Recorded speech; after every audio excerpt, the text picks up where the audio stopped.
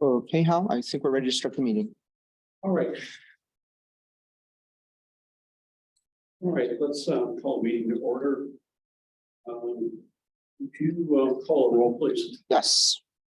Stephen Schwarzer, Present. Patrick Fisher. Absent at this time. Hinman. Absent at this time. Langdon. Here. Shin, Here. Hal, I'm here. Councilmember Naomi Dewar. And I am the staff liaison, Tyler Shaw. Mr. Chair, you have a quorum. So as many of you who've been to these meetings before, the public meetings know, you have a right to make public comments, beginning of the meeting and at the end of the meeting. And obviously we'll be taking comments during the course of the meeting also. But we begin the meeting with, if there's anybody who wants to make a public comment at this point, before we start getting into the rest of the meeting, there will be an opportunity at the end of the meeting also to make public comments. Anybody would like to make a comment now or would like to make a comment? We have multiple people registered for public comment, Mr. Chair. We'll start with Pat Brown. Want to go second? I can call someone else first. Okay, I hate speaking in public. that's okay, Well, just. Gotta have to come up here because. Make it worse.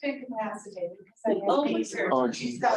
Yeah, walk up here. Are you sure? Well, for you can take a seat if you'd like. Right here. No, I'm okay standing. All right. Um, Please start by stating your name for the record and you'll have 3 my name's minutes. Pat Brown. I live at Ranchera. And I am very upset about what's going on at Ranchera. When I bought our lot in I think it was 2018, or very early in 2019. You know, George Barkey was our salesperson. He promised us there was an equestrian center. It was going to be an equestrian property. We were going, that back barn, the entrance barn back by the back gate was ours. We could use it for parties. He made all these things and it sounded like a wonderful place, which is why I was willing to pay the enormous price for the lots that those, because I have a custom home. And now they want to tear the barn down. They're not going to have any equestrian. They want to crowd a bunch of houses in there, which devalues my property. And it is not what the verbal contract that they made with me when I bought the lot. When we bought. So I wanted to voice my opinion like that. My friend had a good comment that Horse Group has more integrity than the developers of Ranchera. So, you know, that's true. And I think integrity in this day and age is an important thing and to live up to your word. So that's all I have. And I'll stand that. Oh, yeah. Thank you. Thank you for your comments. Anything else there? I thought that. We've got a couple more. Up next, we have Christine Speed. Please start by stating your name for the record. You'll have This is a public comment. they 3 say minutes. At this point, it's just part of the. I believe they can. Let's check. Yes, they can. Okay. Christine Speed, I live in Ranchera. And I have a single comment being opposed to the demolition of the equestrians. If you could keep your voice up just, Oh, okay, okay? talk this way. That'd be good. Yeah. So I'll restart your time. opposed to the demolition of the equestrian center. And I think that's going to happen. I'm actually right now opposed to the eviction. But I think after the eviction will come demolition. And I am looking at a Wood Rogers document, which was a request for master plan amendment. In this document, they wanted to change, they requested to change the zoning from TGOS to suburban mixed use. And it was later defeated by the city for real good reasons, real good background reasons. But in here, Wood Rogers talks about the history. And it says, as part of the Ranchera PUD, the goal was to incorporate the existing equestrian center and the mansion into the development as supporting amenities to the new residential units proposed with the PUD. And so this was the original idea. This was then how it was marketed. And this is why we're all under this impression that the equestrian center will remain as an amenity, like the mansion will, like the pool will. This is how it was marketed. And so I'm interested in knowing, so how did we go from that history to, well, we're just going to tear it down now. And so my next little point is, I just wonder if the city has any standing to impose a justification for viability of that equestrian center if the developer wants to demolish it. And the reason why I'm asking that is really in history of this, Wood Rogers master plan zoning change request, it included a history of Councilwoman Rekas. And her original phrase was, should the equestrian center become no longer viable? Those were her words, no longer viable. Well, what would happen? And she wanted to retain the rural, makeup of that area. We're at a rural interface to 1 acre residential lots. And that's what she was interested in. And so how does the city want to define no longer viable? Ranchera residents put together a proposal, and in the proposal, there was actually a financial analysis that shows that the rec is making a profit of $150,000 a year. So it's not financially no longer viable. And so are you still care about this? That's the 3 minutes. Oh, okay. If you need 30 seconds to wrap up. Okay, because then later on in other documents, the verbs started to change from no longer viable to cease to operate, discontinued, if the rec is terminated. And those verbs apply to decisions that the developer makes, not decisions that were originally contemplated by the city in the original PUD. Thanks very much. I just want some clarification. Thank you for your Well, comments. I do have an ability to do clarification. So responding to public comments is generally not supported at city council. It's technically allowed by legislature, but it's rarely done. But we're in a more informal setting, so I want to respond to a few things that you said. The first thing that you said was something was turned down. Nothing has been turned down. So one of the first comments that you made, Christine, was that something was denied. And I wondered if you could clarify me, when do you think something was denied?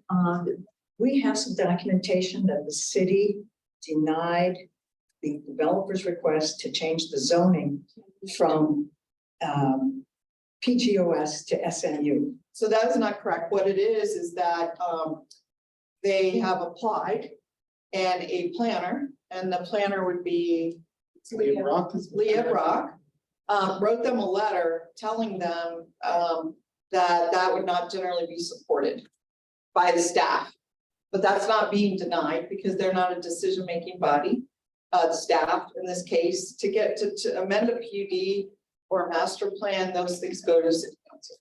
So she was providing advice to them about the staff have to make a recommendation whether to support or deny something. She was basically saying, talk to my colleagues, this is not a supportable change or at this time that we're looking at. So That's the document I'm referring to. Yeah, but that's because I not still a- agree with Brock. that wasn't a official action of the city. That was an opinion by a staff person, but apparently shared by a variety of people in the planning department. Okay, so what happened, I've talked to the planning director just yesterday, the head of community development. And he said he has not heard, he has not received a demo application at this time.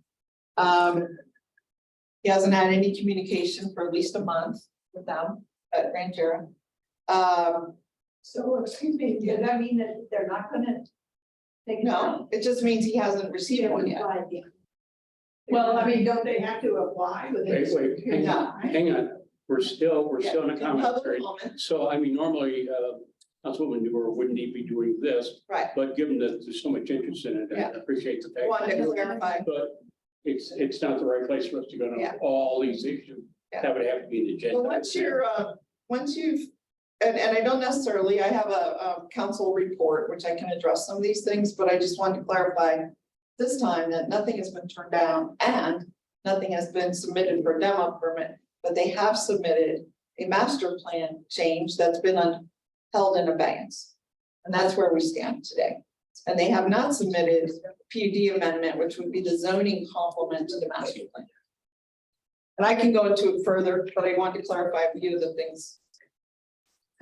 Okay, do you have any clarification on how the verbs started to change? I don't. That's just. What's that? I understand.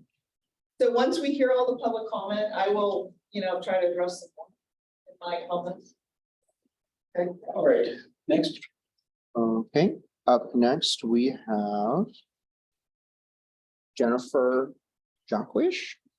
Jaquish, I hope I said that right. Yeah. Jaquish, okay. Please start by stating your full name for the record. You'll have 3 I'm minutes. gonna talk fast. So you want to Thank you. speak, you have to sign it. My name's Jennifer Jaquish. Ranchero's been home to my horses for over 6 years. We really love it here. With minimal preparation or notice for the NAB in February, we still had amazing community support to voice their concerns about maintaining the equestrian center at Ranchero. I'm appreciative of everyone who came. We found out that Ranchero was not on the docket that evening, but we were told to anticipate an updated master plan for Ranchero in the near future. Instead, nothing was filed and it's been absolutely silent until July. We all received our eviction notices at the beginning of the month and were asked to vacate within 30 days. 50+ horses being displaced within 30 days is asinine. Our last 2 weeks at the center are filled with many emotions. People talk about a housing crisis in Reno. There's a major boarding crisis in Reno. Horses are being pushed further and further out. A once horsey town is not so welcoming anymore. For the biggest little city to be home to one of the largest rodeos on the West Coast, I would expect better.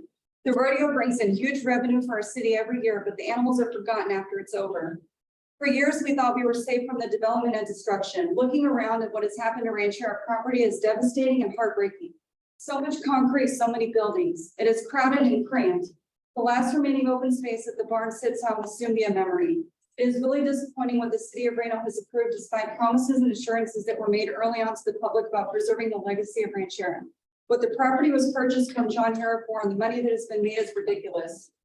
I have met with many residents in the development who are upset and feel lied to. They bought into an equestrian lifestyle, not the concrete jungle that Ranchero has become. Our horses were used in photos for advertising for the development and the equestrian center for years. Street names echoing equestrian themes. Toll Brothers used horse heads on their logo, development signs, and horses all over their brochures. The village at Ranchero has horse head cutouts at the top of their buildings. The trusty Iron Cowboy is still outside of the main entry gate. We felt a sense of security and the promise of keeping the center with the amount of horsey stuff that surrounded us. On April 20th, 2020, Toll Brothers released a YouTube video titled Ranchero Equestrian Center. They called it one of the most impressive equestrian centers in the West. Toll Brothers stated, outside of the arena, a private bridge provides direct access to an expansive trail system, Bartley Ranch Regional Park and Anderson Ranch. Combined, the two ranches provide a total of 126 acres, 4 riding arenas, and over 5 miles of trails. The perfect playground for competition, horse training, and horseback riding. Here, history is being made. Here, champions reign supreme. Here, celebrated events are remembered for a lifetime. This video, among other things, is an example of misrepresentation. Shortly after this video was released in 2020, the equestrian center disappeared from the ranchero.com website. No further advertising for the center. The horse community outside of Ranchero didn't even know we were still open for boarding. The advertisements on the wall driving into the development featured a white horse were taken down. Equestrian memberships weren't an option for the club at Ranchero any longer. Despite these tactics, the barn and pasture remained relatively full, maybe an empty stall or two in the main barn.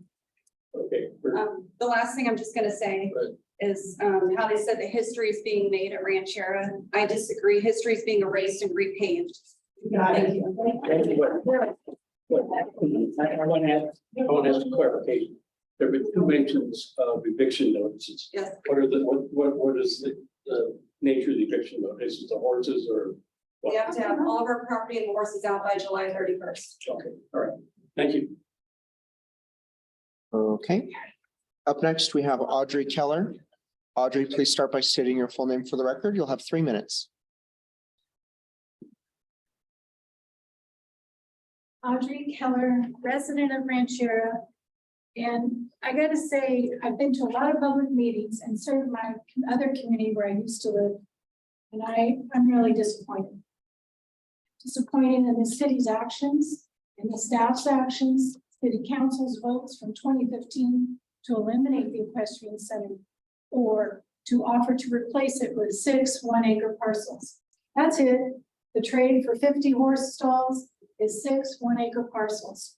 And it's documented in 2015, 2016, 2018, in the planned master plan amendments, all signed, all voted on by city council. Now, I know that this is a very passionate thing, and when I came in February, there was a full house of people. And I think the residents are really discouraged.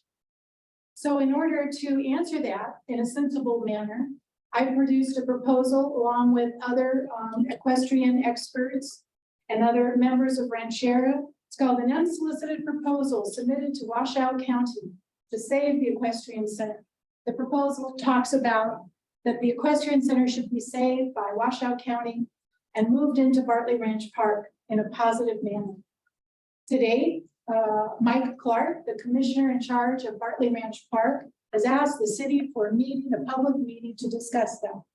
I don't know if you've been outreached, but they said that Mike Clark's staff said that they outreached to all the city officials, including the mayor, city council, planning department, planning commission. No such meeting has occurred. We have not received a single. All right, well, this is such a valid proposal. And it's such a positive one for the developers and for the people that it's worthy of review by the city. It's worthy to put the city and the county together. And it's a win for the developers because I think the developers have an alternate and they can find another land to build 6 1-acre parcels or trade the city or the county for such land. So I'm going to ask city council to be guardsmen of our community. I want you to stick up for our community and not let the developers demolish something that's tens of millions of dollars to rebuild today. It's ridiculous for 6 1-acre parcels out of 722 parcels at Ranchera. 6, that's what they're trading for. So please, city council, now is the time. We've got Washoe County looking. The sheriffs are looking, Washoe County sheriffs, every police department, they need training facilities. They need facilities and we need more barns, not less barns, double. So the proposal's out there, it's public information. Thank you. Thank you for your comments. Up next, we have Roy Cage.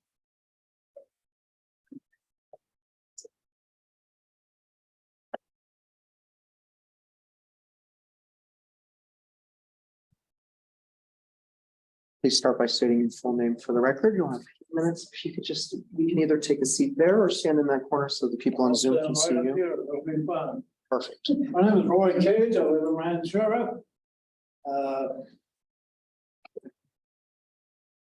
Been around the mountain a little bit. I grew up on a dairy and tobacco farm in Southern Virginia. And told my wife when we first looked at Ranchera, first time in 50 years, I've come to the driveway and found horseback again. Well, I think disturbing what we have in Ranchera is important. And I'm afraid that once they've torn this down, it'll be just a foot in the door to something more dastardly than 5 or 6 or 7 lots, whatever it is. And therefore, I'd like to encourage all of you to take a look at the merits of having open space and a place where our animal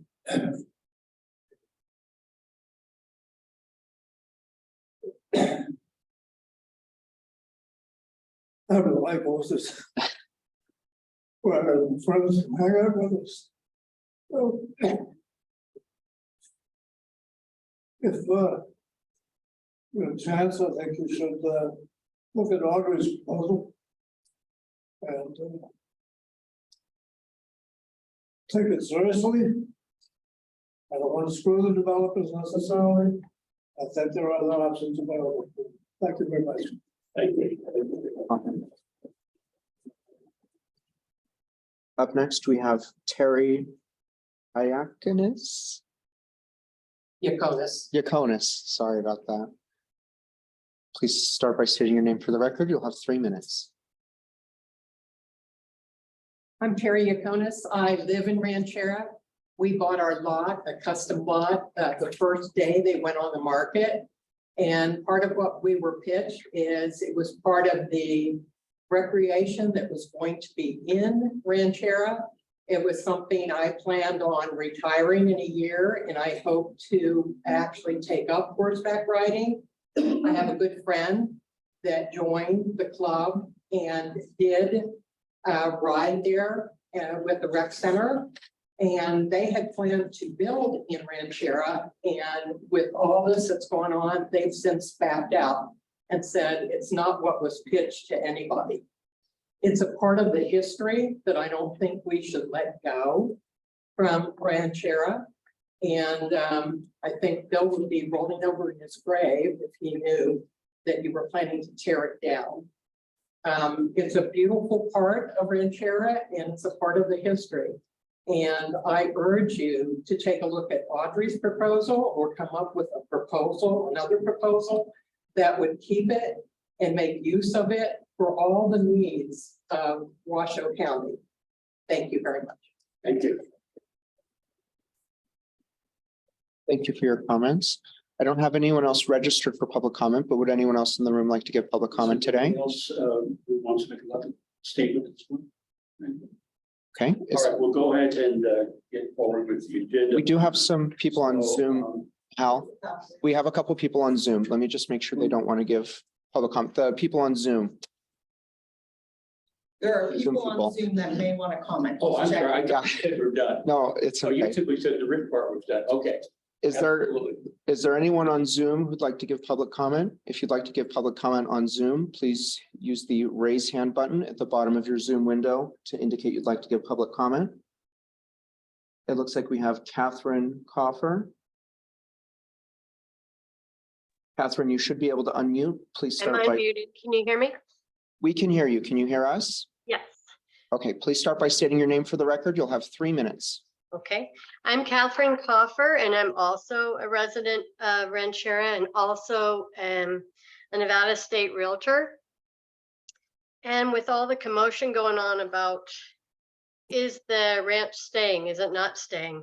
Is the developer changing the, the lot lines and trying to redevelop, make it different than what we were told? I'm finding realtors are not bringing people through to even show their clients homes to buy here, because there's so much up in the air and people don't like not to know what's happening. And so I didn't know if there's something do you guys have authority to do anything or make things more clear so people can sell their places here that want to get out? I mean, because that's the problem we're having. Let me clarify, you're saying people want to leave Ranchera? Is that what you're saying? Yes, we have a lot of houses for sale and they are not selling due to the fact that so many people are so upset about the equestrian center leaving and then maybe having crowds of houses. I mean, I am one of them. I bought here for the equestrian center also, and I have a horse. And I was going to board at Ranchera, but my big horse died right before we moved. So now I just have a miniature horse, so he's somewhere else. But my whole thing was just to have this ambiance, right? Just have this history still here. And that I brought other people here to buy here. And, you know, there's so many people so upset. And I'm not talking about just the people in Ranchero. I'm talking about the realtors that have been here for a long time, seeing things change, neighbors, you know, that are off of Del Monte. I'll go into an open house and that's all they want to talk about, right? So it's become a sore thumb, a big sore thumb, and it's gonna cause some people hardship. So I just didn't know if there is anything you can do or what we can do to at least know that things aren't going to keep changing every other week with regards to, oh, we have this now. Nope, we have this now, right? So that was my concern. So I didn't know if you could talk about that at all. Well, I'll just ask you a question. Have you reached out to the Ranchera people and told them this? Which Ranchero people? Like Joel Gray- Brothers? What's that? Toll Brothers? Well, it could be Toll Brothers, but it could be the people that are developing Ranchera who are proposing tearing down the equestrian center. I haven't personally talked to the one person, the one developer that is doing a lot of this. I have talked to some of the construction people that are developers here.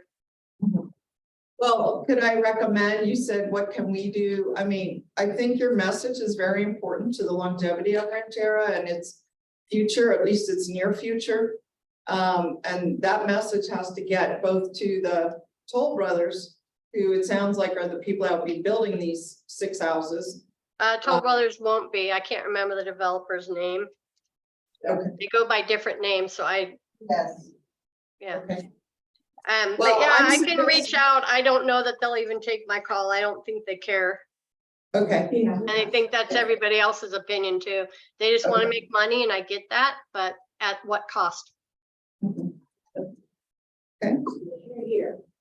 Thank you for your comments. Is Thank there you. anyone else on Zoom who'd like to give public comment today? If you'd like to give public comment by Zoom, please use the raise hand button at the bottom of your Zoom window. I'll give you just a second.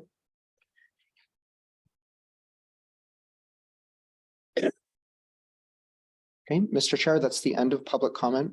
Beginning public comment, there will be another opportunity for public comment at the end of the meeting. And also I'll be speaking on A5, which is in a few minutes under council liaison report. Okay, we'll go to A3, approval of the agenda. Any revisions? No, there were no revisions. There's no revisions today.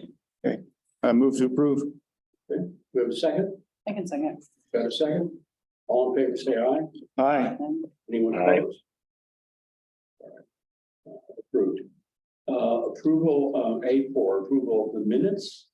Are there any changes to the minutes? We're good? Mhm. Yes. I'll move to approve.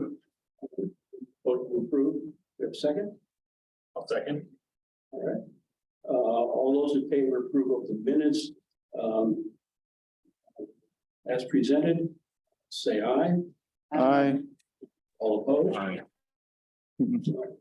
Are we having a nay on that? No, that was, Tonight? Okay, all right. It's just always delayed on Zoom. Okay, it sounded, it was coming later, so. I wasn't It's sure. always delayed. yeah. Sorry for Okay. the delay. All right, so here's the point where I think, one of the good things about what we do here with this organization is, because we have a very active involvement with Diane Woodward, and as a way to bring the information, take it a two-way street in terms of information between the council and here. And this is the opportunity that she has to give us the information she can bring to us, but also, as you can tell, she's certainly open to addressing your issues. I've got a hand up. Yes, I just want to tell Naomi or answer her question. The developers know how the residents feel from the last meeting in February. And if they don't know it. Yeah, okay. Okay, all right. Um, okay, so we're under council liaison report. And I get to talk about all the hot topics and what's going on in our community. And so since most of the people here are here to talk about Ranchera, I think I'll start there. First of all, I've been very supportive of the Ranchera development since I got on council in 2014. I too heard all of the pitch, the concept, the proposal, what they plan to do toward the facility, met with the public, met with the next door neighbors, because none of you lived there because no houses were there. So the people that were most interested at that time were people that lived in Lennar development next door. And some from the medical business park next door on Talbot. But those are the people that spoke to us, and the people that lived on Del Monte Lane were no residents in Ranchera to speak. The people, even at that time, like Jennifer said, she's boarded there for 6 years.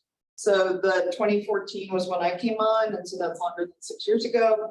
And, you know, I was under the impression too that the equestrian center would stay. Certainly, there were some comments about the horses being pushed out or what the city council's doing. What I think many people don't understand the process, which is the city council, we don't initiate something like this. This is initiated by a developer wanting to monetize their investment, right? So that in their mind, they believe that an equestrian center, they've already said this in public, is a loss to them. And part of it, I believe, is that they've loaded onto the equestrian center things like HOA fees and things like that. And they believe they don't do the math the same way other people might, because they're adding different costs in there into their cost center. But they obviously believe that they would monetize their investment by having 6 or 7 homes more than an equestrian center, right?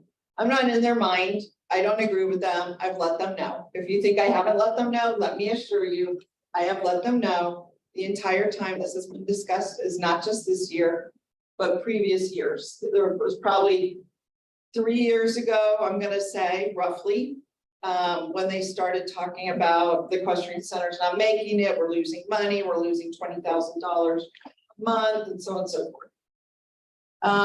The boarders that are at the equestrian center, most of them don't live at Ranchera, right? It's been an equestrian center for a long time. They come from all over, from Washoe Valley, from Truckee, from Reno, all over. So it's a kind of a separate set of people than the people that made the investment in homes. And many of you have said, well, I paid X amount of money, I bought a lot or I bought a home.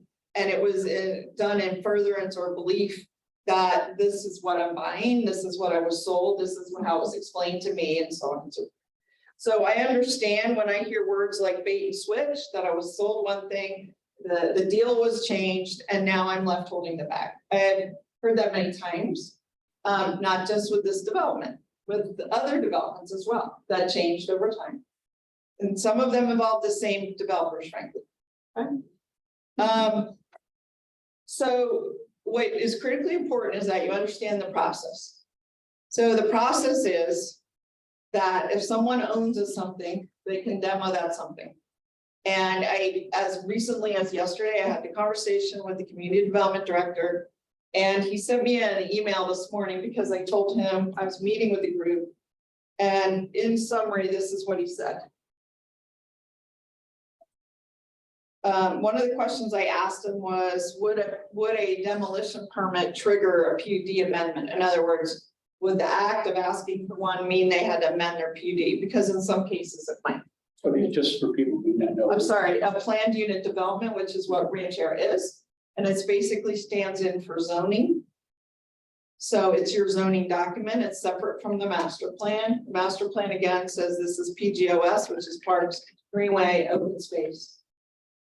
So he says, it has been confirmed that a demolition permit for the equestrian center would not trigger a PUD amendment due to the revised PUD handbook that was approved July 18th, 2018 city council meeting. So they came in with an amendment.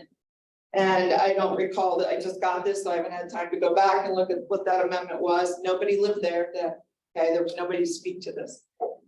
Please see screenshot of page 22, the staff report. So he sent me that. The language clarifies that if the equestrian center ceases to operate as an equestrian use, the 17-acre site can be developed as single. I thought it was 7, so he says 17.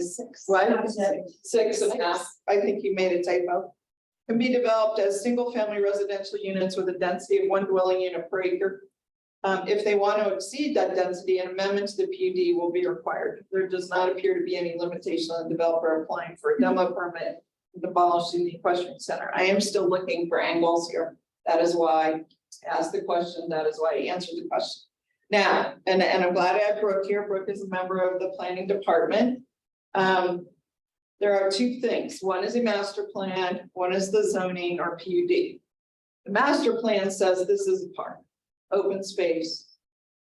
And I believe this master plan would have to be changed, and that's why they've submitted a master plan change request from PGOS to suburban mixed use, so they could develop homes. So before they could even get the 1 unit per acre, they have to change the master plan. That is not a given deal. Per my comment previously, another staff person, and her name Leah Brock, who is assigned to this, informed the developer and Wood Rogers that they would be frowning upon a suggestion of changing this from PGOS. And I think that is whether they have an underlying entitlement of 6 or 7 homes or not. They're, okay, I'm just telling you, that's what they said. Could they change their mind? Yes, that's not in stone anywhere. But I did ask the department director, was that generally supported by the people above her? And the answer was yes. Can I ask you a Yes. question? Is it not important to the county to have the equestrian center? Yes, I mean, I'm I sure think it it's very, that's what Reno's all about. That's Yeah. what that is about. Yeah. And there's nothing else like it. Well, and I would say Reno's all about a lot of things. I So agree. it's about mining, it's about gaming, it's about service industry, it's about high tech these days, okay? It's data storage. So Reno's image is changing. I believe strongly, I deal with horses in many levels in my job, from down in Virginia range wild horses to situations like this, to Horseman's Park, to many places horses come up. They're part of our culture. I thought the comment was well made about the rodeo. We have a rodeo culture. So where do horses really fit? I was really glad to hear that Mike Clark is interested in having a meeting, and no, the communication would have come from Tyler or someone in the communications office. I received no communication whatsoever, but I'm thrilled to hear that Mike Clark wants to meet, and Mike Clark is a county commissioner. Ranchera is under his part of the county district, his district. And the fact that he's interested in talking, I think is a fantastic positive step. Jennifer. So these people that are involved are also involved with Lake Ridge. Yes, So my concern is that once we're kicked out, the next day there's gonna be a bulldozer. And I they have that think- right to do that. I think that, well, however, they've not submitted a demolition permit yet. And I don't know how long it takes to process. I think at least 10 days, but do you know, Brooke? So, yeah, building permit or demolition permit, we, city staff aims to process those within 10 days. Now, that doesn't mean we approve it. We may have additional questions or comments. Those would then have to be addressed and it's assigned. But it may, if the information is provided, then it would be forward for. So it's about 15 days to the end of July. If a permit is not, application is not submitted in 5 days, it won't be the next day, but it could easily be the next week, right? Because the processing generally is relatively quick for demolition permit, and this is what happened. What they did at Lake Ridge was they pulled their pending application entirely and just demoed the structure without anything pending. And then they resubmitted, so that's what happened there. So is there a way that the city, knowing that the county wants, I don't know if you can check or whoever needs to check to get people in touch, like knowing that there's interest there, is there a way that you guys can intervene and say, hey, we need to pump the brakes a little bit here? Yeah, I mean, I will do that anyway. I am going to pump the brakes. I'm gonna reach out to Mike Clark myself, even if his people haven't reached out to me. There's probably nothing legal, but there probably is a social good here in that the people at Rancho have to know that we have to approve a master plan change. And I don't think that the council, I can't speak for them, I'm only one member, but I know at least one other member is not too thrilled with the process. And so I don't think it's by any means a given what's that? A fait accompli, that there's a master plan change. Okay, you need 4 votes. With regards to the demo permit, is there a way to, I gather there probably normally isn't a public meeting on that. Is there a way that one can ask for a public meeting? That's an interesting question that I will find out. Okay. So at least Is that's, there a way to elevate it or? Yeah. Yeah, or that ask way, for a that public way they meeting. might have a chance to comment on that. That's true. Thank you. That'd be good. The other That'd be thing, great. that is a good idea. The other thing that I want to ask everyone here that's taken the time to come and the people that came before, which there was, I think, well over 60 some people. They really, really need to go make public comment at city council. The action will be at city council. This group advises. They have already sent in their advice way back in February, I want to say. Isn't that when they came in for the master plan change? January.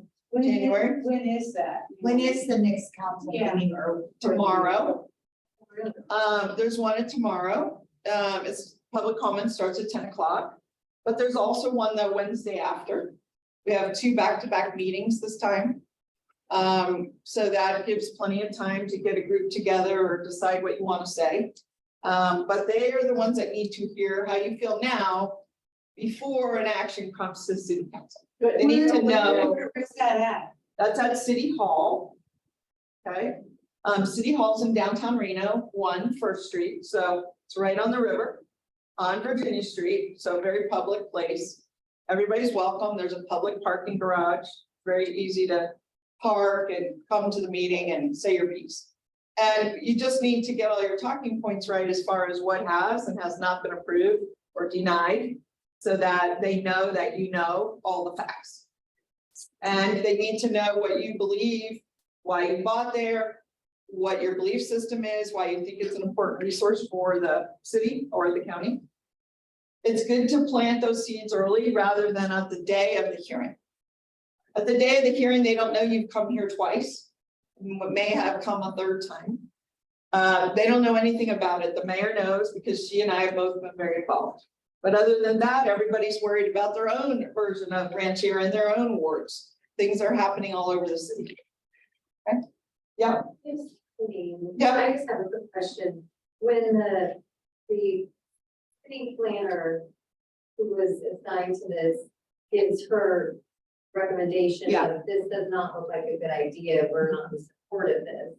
How much weight does that carry for what's going to be happening next, the next step? So she sent a letter. The next step would be they would process the application and write a staff report.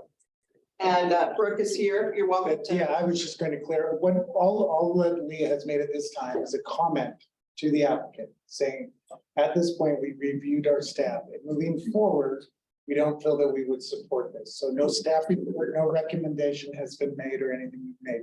It is only a letter, a comment letter to the applicant stating, at this point, staff doesn't, as you presented it, staff would not support it. So my question is, does that mean anything in the big scheme? of Well, yeah, I mean, all of we this? we pay our staff to give us this advice and we generally listen to them. Okay.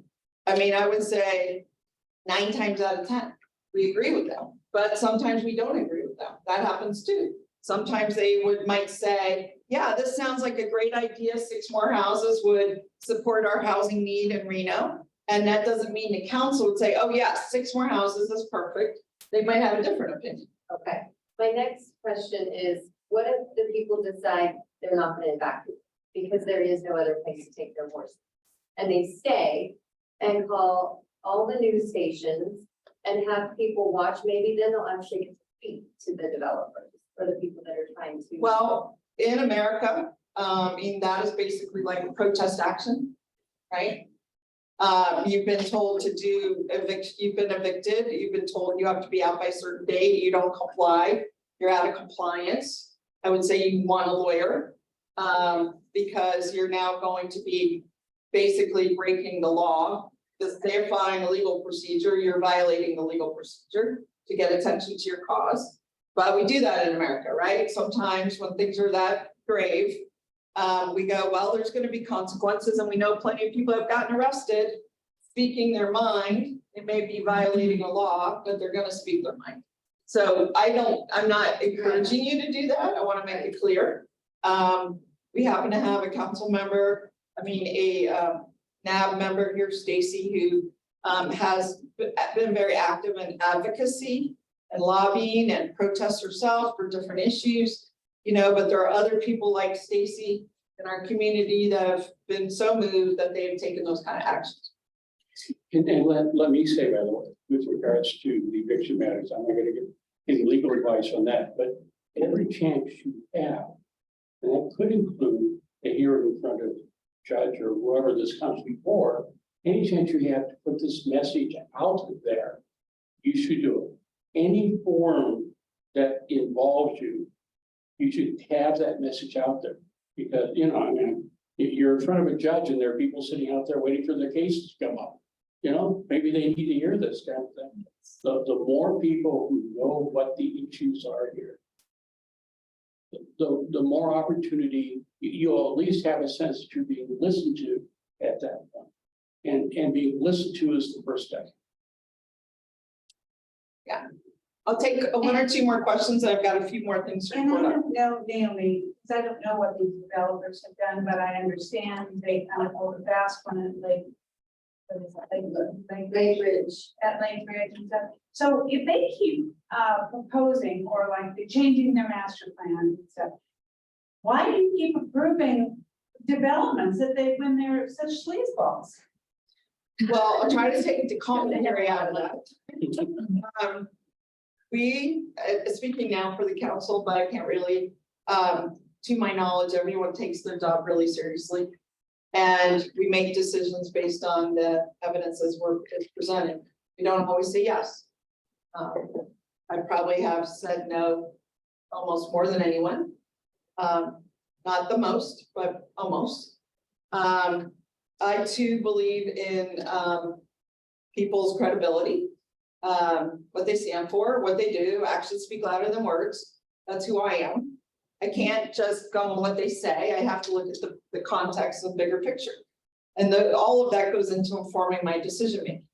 So in the early stages, in Ranchera in particular, since that's what we're talking about, they're very upfront.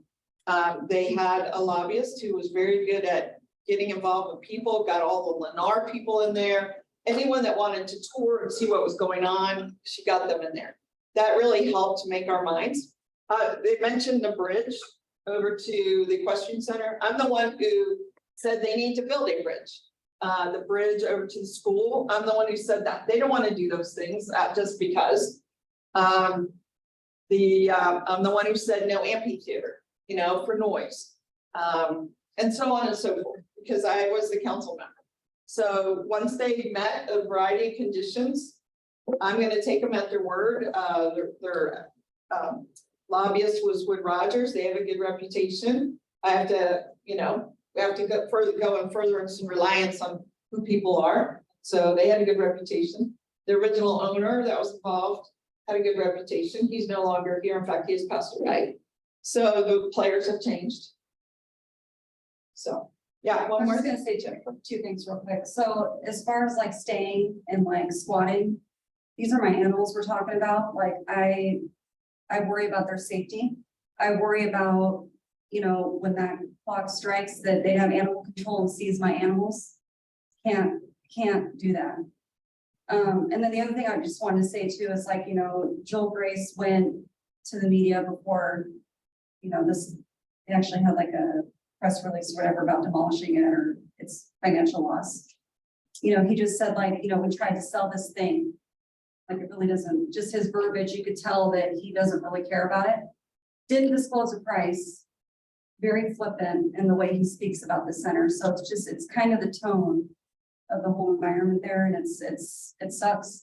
You feel helpless. And I feel bad for all these people that are gonna be stuck there. Well, here's one more thing, and then I'll just move on. I am very willing, and I have met with some of you privately, but I'm willing to meet with you in a larger group just to talk about process, options, next steps, those kind of things. I do that with other groups. I'm happy to do it with whomever. I don't give advice as to leave animals or violate the law or enter protest action. But there are things that are within the law. Those are the things that I speak about. Yes, I, for one, would appreciate that a lot because I spend a lot of time looking at the city's documents and I see discrepancies in the way things are explained and defined. And I certainly do not want to go to the city council and kind of make the same mistake that I made here. right. Because I haven't, totally understood it. Right. So it would be really good if you could help us make sure that, what we're saying is actually correct. Right. And that takes just, I That's mean, I very spent important. hours on it and I still don't have it right. I think it's very important. It goes to credibility. Yes. I appreciate that too. And I think you have a meeting and you have documents which you feel are somehow We're contradictory confusing. to what you're hearing, Yes. bring them to the meeting. So let's get all the documents on the table, Right. all the information on the table. I mean, I'm not saying that as a NAB member, Yeah. I'm saying that as a member of the ward. There you know. go. There you go. There's people in this room that are gonna carry your message back to the various representatives, and I'm gonna encourage Joel to listen to the tape today. So he can have firsthand knowledge of, how you're feeling. You may say he knows how we were feeling in February, but things have even changed based on what we heard from the realtors. I think things have changed. And I think that they've taken a step, a serious step. Things have also changed because Audrey with the group submitted that application. That's a proposal. And so I think things are a little different 6 months later. Yeah. Does an empty rec center make the Ranchero Equestrian Center no longer viable? Yes. I mean, viability is like an economic term that is almost individual to each person. For example, you might have $1 million house, and you can afford to pay the mortgage on that, and some other person would say that's not economically viable. Okay, but you might say, I can do that all day long, it's economically viable. One business operator may be loaded up with debt and may say that what appears to be a going concern, they have to pay all these other bills, and so it's not a going concern for them. So it's a very personal assessment based on their business and their business model, their capital, their plans for the future, all of that. Oh, I'm sorry, yes, sir. Sorry, quick question. Audrey alluded to it, her plan and mentioned it, but what are there other alternatives? Suppose we say, no, you can't tear that thing down. What are the alternatives that we can offer? Are there some other perhaps interesting solutions that might go with the developers or entice them or, Well, I told Audrey earlier, I mean, one is obviously buy it. I mean, there are things, they may not be reasonable and doable, but and everything's for sale at a price, right? And they don't have to set a reasonable price. I mean, maybe they don't really want somebody to buy it, so they set a very high price. Maybe they're willing to discount it because they do want somebody to buy it, so they sell a lower price. It's just like your house, right? You may want to get it off your hands, so you'll discount it, or you may not really in your heart want to sell it, so you put a very high price. You know what I mean? So there's all kind of things that go into this. I really at this moment can't, advise on that point, but I'm willing to chat offline, like I said. I think that's the best. So that is a $950,000 gorilla kind of question. I really do. Okay, you've got some of the managed I to do. discuss, and we've got 2 matters. We to do. Thank you, consider. Hal, for keeping us on track. I wanted to say that one of the hot topics, especially in South Reno, which most of you are from what I consider Central Reno at this point. But particularly in South Reno, some of the hot topics are roads and parks. And even this morning for hours, I was on the Facebook South Reno Moms group. Some of you may be familiar with it. I'm not living in South Reno and I'm not a mom, but I'm on the group. They had a lot to say, 90 comments worth about roads and parks, and that's just one comment, one day. I've been dealing with a lot of. The Parks Department is really struggling. The city finances are determined by property tax and something called C-tax. C-tax is made up of sales tax, and other random taxes combined. It's a pretty archaic system. We're the only one in the country that has this, state of Nevada. It depreciates your home. So what it means is your land and your home are evaluated separately. Your home is assumed to depreciate, not appreciate. And after 50 years, essentially, your home is considered fully depreciated. You're no longer paying taxes on it. That is hell on any city's budget, whether it's for parks or police, roads, or anything else. Many people have tried to change this in the last 6 or 7 years. It's been unsuccessful. In many states, it resets on sale. California, that's been proposed here, hasn't passed. What it means is a city like us, every year we essentially get less money from your property taxes. We may get more money from the C-tax or gaming tax, you know, other things can rise and fall. But it really impacts things like roads and things like parks, especially public safety. So as we've come out of the recession, we've put most of our dough that we've been able to put together to public safety. We have tried to rebuild and keep up with the growth in Reno with both police and fire. EMS and dispatch, equipment, and all the things that go along with providing public safety to a community. Right now, we're in a position where we are actually building a new public safety center. The old one was built in 1940. You can imagine it. The police have been living in the jail.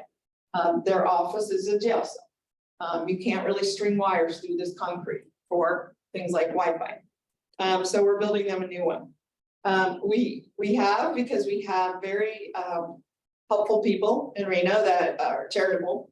We got a $10 million, $9 million grant to help us build a pool. So you might say, well, how are you building a pool? Well, we got a charitable organization to donate $9 million. We figured out a way to match that money, and then we went out for a bond that will be not paid for 40 years. So we're going in debt to build a pool. But we also have supporters that are helping us. But when it comes to things like maintaining a park, keeping it up to date, replacing something broken, it's very, very tough. There's 88 parks in Reno, and they're really hurting. So I wanted to tell you this because it's something I've sort of made the centerpiece of my next few years, is working on parks. I already made roads a centerpiece. I got the South Reno Road Study done, and they're starting to implement it. But since most of you don't live in South Reno, most of you, I'm not going to get into that right here right now, but go read South Reno Moms, and I've explained all of the upcoming road projects, their schedules, the documents, and all of that, even as recently as this morning. And with that, I'm just going to close out with any final comments or questions, as I always do. Yes. For the parks, does that include the roundabouts? So roundabouts are traffic control. They're not really considered parks. Because they need some TLC also. Yeah, I agree with you. Yeah. I'll give you an example. They completely need to completely redo the one that's at the south end of Reno at Veterans Parkway and Geiger Grade. And what they're going to do instead is build an entire road from Toll Road over to South Virginia to bypass the roundabout. Get less traffic on it. So anyway, all right. Any other final questions, NAB members? There is, Online? yes, we do have one person on Zoom, Lori Ray. Right. Lori, you should be able to unmute. Hi, Lori.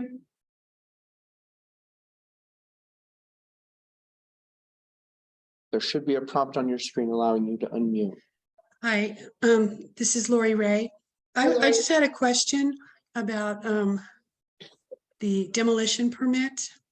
I was wondering if, I don't know where you are in the process of that or where developers are, but can the people that are members of the Equestrian Center actually appeal the demolition permit? That is a great question. You can appeal a building permit, and a demo permit is a building permit. But I think the lawyers have opined that this is one permit that's not appealable, but as you know, because you have sued the city on legal matters and won, the city doesn't always get it right. So I think it's worth a conversation. I don't know if you know offhand, Brooke. You know, I don't as you said, they are appealable. In this case, it would probably be escalated. Normally it would go to a hearing officer, it'd probably be escalated straight to city council. And go from there. Demolition is a little bit tricky because you do have the right to, even if you buy your home, you have the right to tear it down. Yeah, It's a little different than having the right to build something. So so it's a great question. Did you hear that question out there? Okay. All right, thanks, Lori. Thank you. Thank you. You appeal a demo permit. Yeah. And I'm gonna say yes, because here's what I've been told by the city. You can appeal any city action. It's an official city action, whether it's a decision, a program, a project, a permit decision, it's appealable. So I'm gonna lean to yes, but we'll find out if they have a special exemption. But, and the reason they do that, of course, is you don't get into trouble if you allow people to appeal. When you don't allow them to Okay. appeal, then you get into trouble. Okay. So I bet you. Now, I will say this, demolition permits are not advertised. It's something you would have to call every day. And find out if one has been submitted. Right. That's a very time sensitive thing. Yeah, Would one consider demolition of the equestrian center to be exposing pollutants to the? yeah, nearby that's one of the residents? things they look at, is whether it has, you know, something in the, you know, insulation, something in the ground, all of that. Yeah. I would add, doesn't the mere existence of the facilities on land that's zoned for parks and open space, isn't that part of the zoning, the building part of the zoning? Part of the character of the property that is, it's not a park if you take everything out of it. Would be called out the sine qua. Is that the right term? I'm asking you, Hal. In other words, but for the equestrian center, would it be PGOS, right? Is that Right. the point? Yeah. Great question. Okay. All right, well, we'll end this, hand it back to you, Hal. All right, A6 staff liaison report. Hello, everyone. Tyler Shaw, Community Liaison for the record. I just have a quick update for the NAB. The next Ward 2 Neighborhood Advisory Board meeting will be on August 15th, same time, same place, 5:30 PM here in the Moana Nursery Seminar Room. My next update, I was asked at the last meeting to see if I could get the new police chief, Chief Nance, to come to the Ward 2 NAB. She's tentatively scheduled to come to the October 17th Ward 2 NAB meeting. So mark that on your calendars as a meeting you don't want to miss if you'd like to meet the new police chief. And then the only other thing I'll say is that there's going to be some new NAB members joining us at our next meeting. So keep an eye out for that. But if you'd like to come to the next meeting, you'll probably see some new faces. That's the end of my update, Mr. Chair. Well, and if you go to the next meeting, then you can get us up to speed on what we've just been talking about. That's right.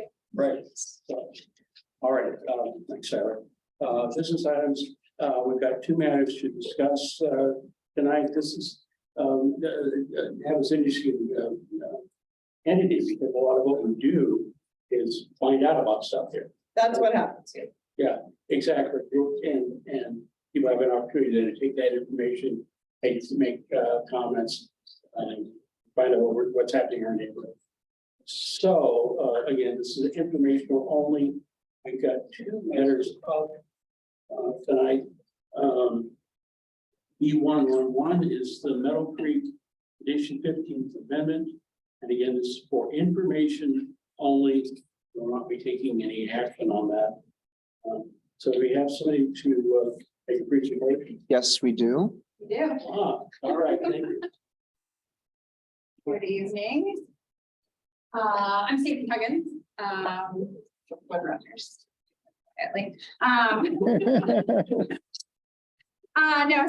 Anyway, I'm Stacey Huggins and I'm here representing the applicant for the Meadow Creek condition amendment. That's Fritz Duty Company. They own the Meadow Creek Commercial Center, which is part of the original Mountain Gate 78. So I will try to remember to tell you when to change the slides. This is a pretty big map, but generally the Meadow Creek commercial area is a little over 3.5 acres located in this green box. So this is Arrow Creek Parkway and Wedge Parkway. South Valley Sports Complex and Reno Ice are immediately adjacent to the subject site. If you would please, the next slide. So a little bit of background on this property. This commercial center and the adjacent single-family neighborhood were all originally part of what was called the WDDP SPD, and I'm going to tell you what all that means. The Wedge, DeRoscar, Duxbury, Pay. Those were 4 people that lived in the county that owned properties, as you see here on this exhibit. So Pay, Duxbury, DeRoscar, and Wedge. Those were in Washoe County when this SPD, specific plan district, was initially approved. And so as part of that original SPD in the county, they had gone through and identified within those 4 property owners in that property area, specific land use or zoning designations that were appropriate within those areas. So the star here represents the general vicinity of our project site, which sits in the middle of the DeRoscar property. And it had been identified as general commercial. So there was 8 acres of general commercial originally identified within that WDDP SPD. At some point, this property was annexed into the city of Reno. So it is now governed by the city of Reno. So it is still a specific plan district, but not in the county. So now we're in the city, which is why we're coming to this board to seek this amendment to this condition. Next slide. So this is just a little bit of master plan and zoning. You can see again the site here. It's master planned, single family. The zoning is still SPD, as I mentioned before. It's still part of that WDDP SPD. That's a 2-page specific plan document. It's a small specific plan document you'll ever see on the planning side of things, but it doesn't say a lot. So we're coming forward with this tonight. Next slide, please. So what are we trying to amend? In 2018, there was an approval called Mountain Gate 78 that looked at not only the commercial piece that we're talking about tonight, but also the single family neighborhood surrounding it. So it included single family residential as well as some design standards for this commercial center. And one of those conditions is this highlighted condition here that says the commercial component, and that's what this picture is depicting here, shall utilize neighborhood commercial standards, including for signage. And so we are now trying to amend that condition 15 to allow a little bit of flexibility in the signage standards, because I'm going to show you on the next slide, and I'm not ready to go there yet, but on the next slide, PNC sign standards are fairly strict for a commercial center like this. You can see there on this picture here, this is a multi-building commercial center. Right now, there are 4 buildings. This whole center is built out, and there are tenants in almost all of the buildings within this commercial center. So it's a very active, the neighborhood has received it very well. They see a lot of good use and economic viability within this commercial center. There's everything from retail stores and offices. There's a medical and dental office within this building. There's a restaurant on the corner that is Pinion. If you're familiar with the Pinion restaurant that's downtown, they now just recently opened up a new restaurant down here in this center. Next slide, please. Where is the center? Like, I'm trying to visualize. I haven't seen. So, you know where Reno Ice is? Yeah. It is immediately across the street from Reno Ice to the west, like right across the street. So what we did, when we originally submitted the condition amendment, we had suggested that maybe the signage standards would change to general commercial, because that was the original zoning designation associated with the DeRoscar property, was general commercial. I showed that to you earlier on the slide. So we asked for general commercial, and you can see there's some pretty significant changes. For instance, the monument signs or a freestanding sign could go up to 35 feet in height or higher, depending on the road classification. And then also they could have had flashing or animated signs if we had gone to GC. And so after we made submittal, we heard some feedback from staff and then also from a concerned neighbor that said, we don't think that GC is appropriate. And so what we did is we came in with our own sign program that is designed specifically for this commercial center. Next slide, please. So the information on top in the red is what is currently allowed under NC. And the information underneath it is what we are now asking for approval to do. We've added additional justification for the monument sign. You can see in the red again under freestanding monument sign. It's 8 feet if over 100 feet of street frontage, 12 feet if 100 feet or more. So what we specified that a little bit more and said we could have 1 8-foot tall freestanding monument sign. So kind of narrowed that down and made it more specific for this project. The freestanding monument area, so the actual size of the sign was 60 square feet. We made it 125 square feet per parcel frontage. So we did increase that a little bit. But again, given the commercial center and the type of use it is, that's very consistent with, say, if you're familiar with South Creek on Foothill Road, it's the same. It's a very similar signage standard to what they have at that facility or that center. The wall signs were changed a little bit.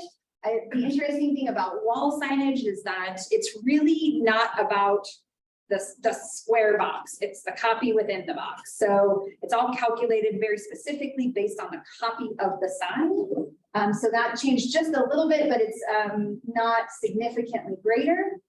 Illumination on the current NC standard, it was indirect. We've added some lighting standards that we think are more appropriate with common commercial centers like this. And we also added some hours that the lighting can be on so that we are not, particularly on the inside of the center, there's no impact to that residential that surrounds the site. So if they can see the lights from the surrounding residential, those lights will turn off at a certain hour. And then any of the signs that face Wedge Parkway, so those tenant signs that face the streets, have to be turned off based on the regular City of Reno hours of operation. So I think that's 11 o'clock is, I think, regular hours of operation, or 10 o'clock, I can't remember, but whatever it is, we have specified that they have to turn off based on hours of operation. And Can I ask you a quick question? So is that saying instead of a light being shined on the sign, the light is behind the sign? correct. So instead of lights looking at the sign, the lighting is coming from behind the sign, so they're backlit. Okay, thanks. Yeah. And then still no flashing or animation allowed under this signage program. And again, just want to reiterate, this is specific to this Meadow Creek Commercial Center. It will not apply to any other commercial development within this WDDP. So if something else came forward, these standards aren't applicable to them. They're only applicable to this commercial center. Next slide, please.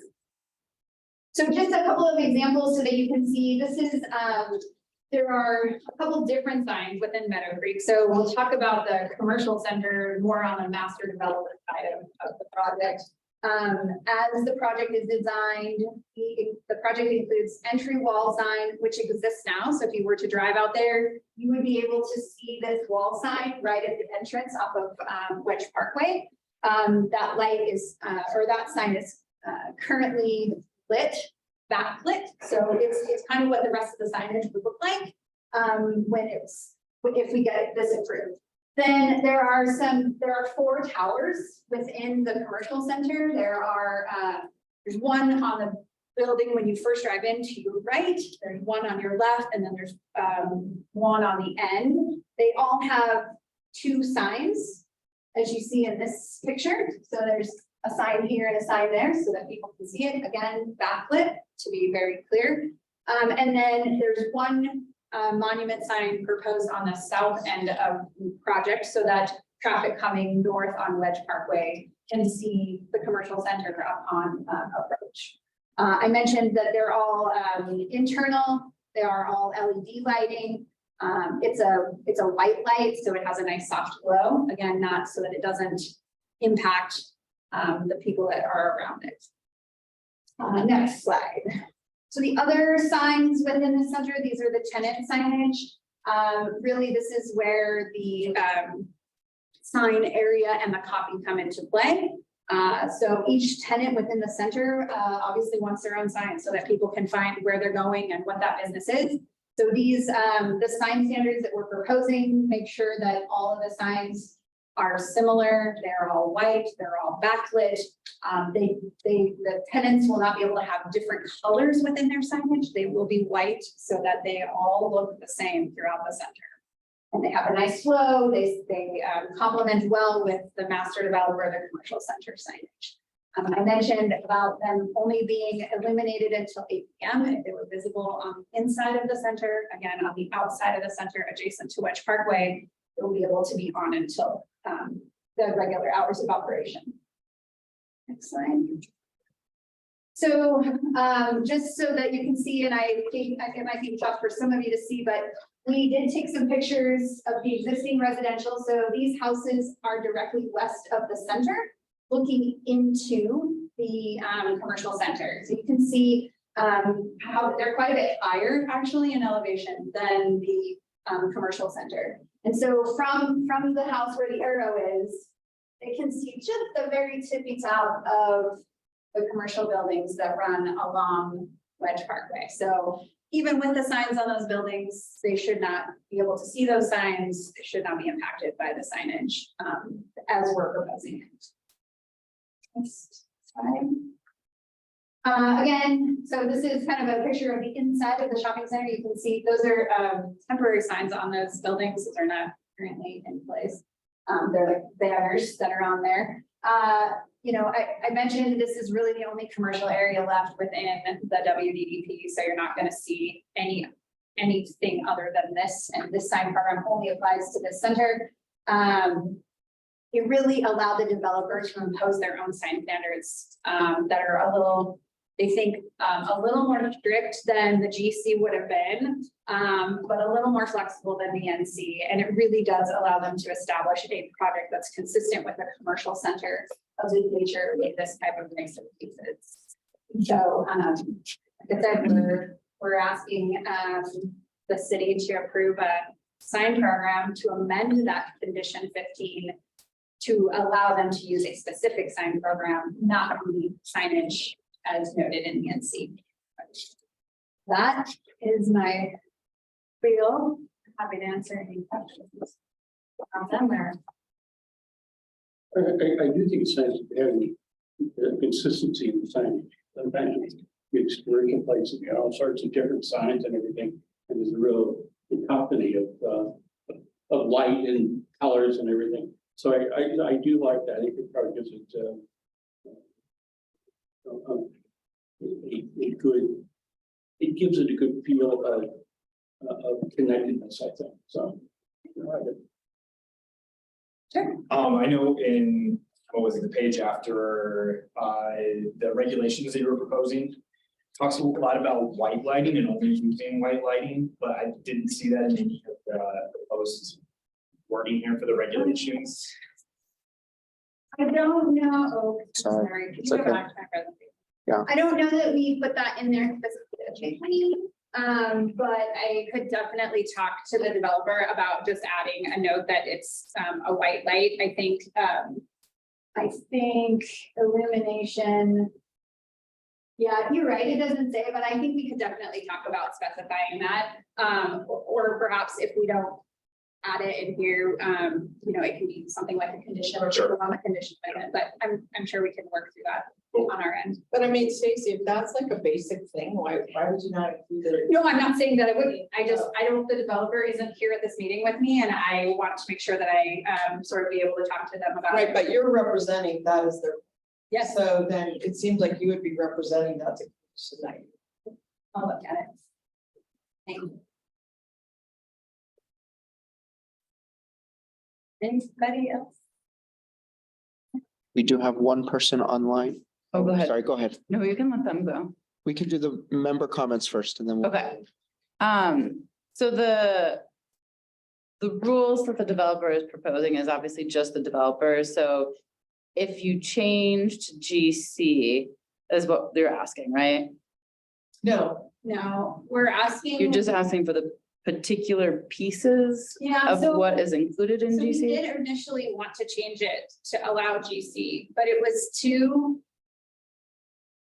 broad brush under GC, right? A lot of general commercial properties are along major major road. roads and not surrounded by residential. And Mhm. so we kind of said, let's dial it back. And instead of going to GC, let's take the NC and tweak it a little bit. So we create our own sign program. That's kind of a mishmash of really what we wanted was more like mixed use. Again, so I'll use South Creek, if you're familiar with that, as an example. That South Creek Center is mixed use suburban, and they have very, very flexible signage standards. So we wanted something like that, but we didn't want to zone change to mixed use because it opens up a lot, like it opens up a lot of other things. So we said, why don't we just fine tune this to work for this project?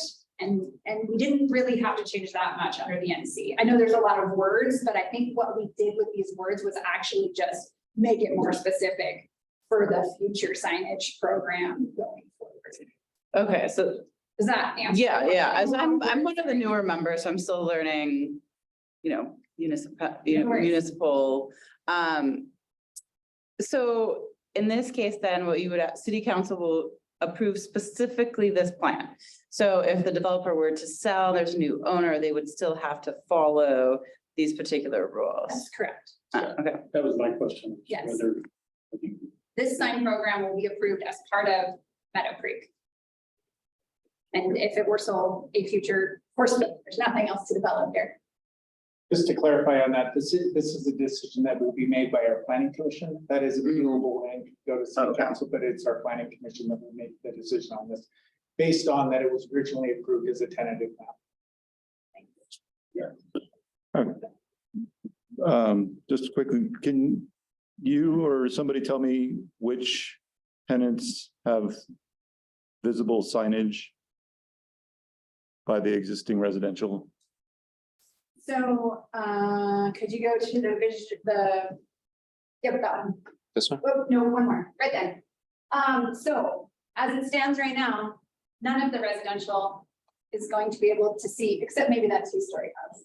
Yeah, obviously, That two-story house could look into the center. if I were to walk over to that fence right there and just look over it, I could see everything down there. Well, yeah, if you stood at the fence, you're right. Yeah, I'm on my property, I'm looking down. If those people can see the signage, those signs will have to be turned off at 8 o'clock at night so that the lights are not shining at them. I'm just thinking if it's a restaurant or if it's Pinion or if it's somebody like that that has to turn their sign off, that's not something that's gonna draw people in. You are correct. So in the example of Pinion, they are on a corner. They have a sign that faces Wedge Parkway that can stay on until their business closes at night. Uh-huh. The sign on the inside, if the sign on the inside is actually visible by the neighbors, and I don't know where it sits or the angle of that, then it would have to be turned off at 8 o'clock. and who decides that? So this, we had a conversation with our planner at the city, and he advised us that this lighting hour limitation is, kind of their standard practice for lights on projects that are adjacent to residential. And so, I don't know that it's not a code piece. But I mean, someone has to decide, you have to turn off at 8 and you don't. Who is that?